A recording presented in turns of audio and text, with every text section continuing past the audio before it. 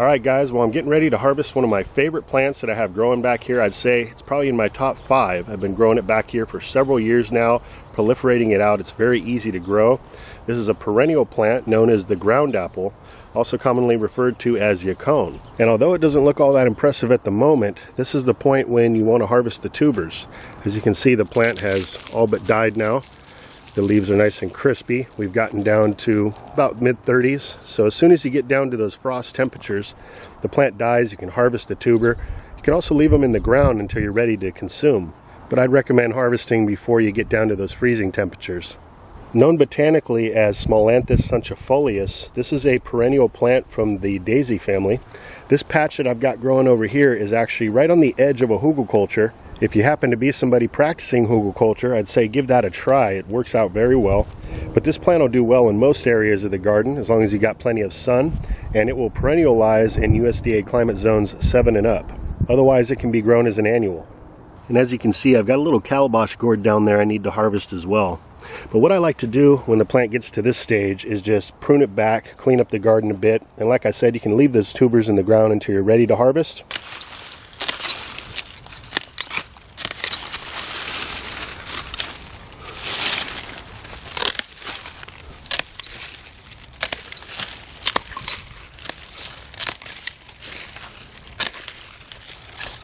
As you can see, it's very easy to cut down with a pair of sharp hand pruners. And by leaving a few inches of the stalk above the ground, it makes it really easy to come back later and know exactly where your patches were.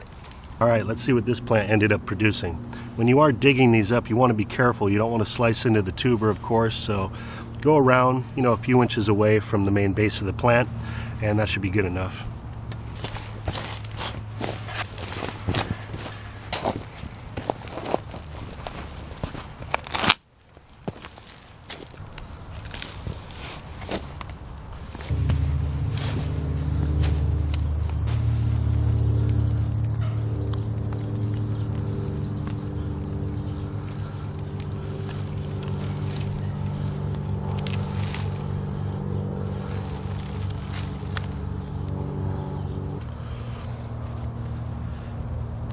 So I did slice into that one. We'll just cut that off and the rest will be edible.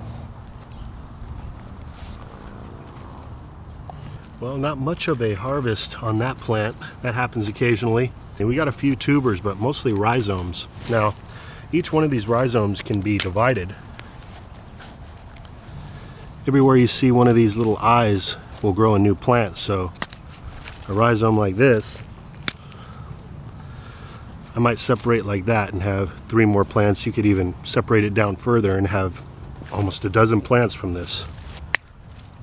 And you can consume these rhizomes as well, but again, I like to proliferate the plant and just grow it out. And if you live in a colder climate, you can put these in a bucket of soil and put them in your greenhouse or in the garage and overwinter them and plant them out again next spring. All right, let's see what this next plant's going to provide us with.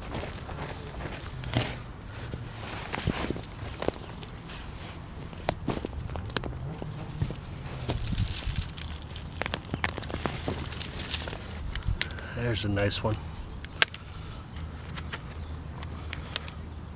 So here's what I've gotten so far. I've still got about 20 or so plants spread throughout the landscape to harvest later. But let me now clean this and peel this and show you what it looks like and do a little taste for you.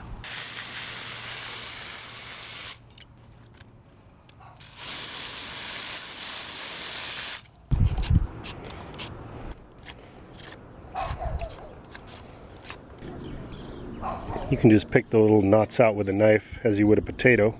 Give it another quick rinse.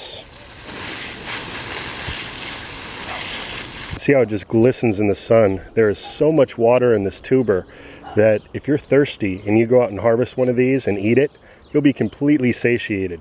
Another reason I really like this plant is that it's almost like having water bottles buried throughout your landscape on demand.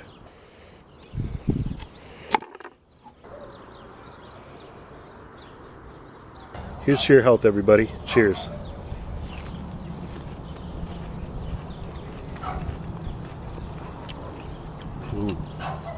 Crisp, full of water, little hint of sweetness. There's so many ways to enjoy this tuber as the flavor is not overpowering in any way. You could chop it up, put it atop a salad, add it into a fruit salad, you could juice it. My favorite way is to just eat it straight out of hand.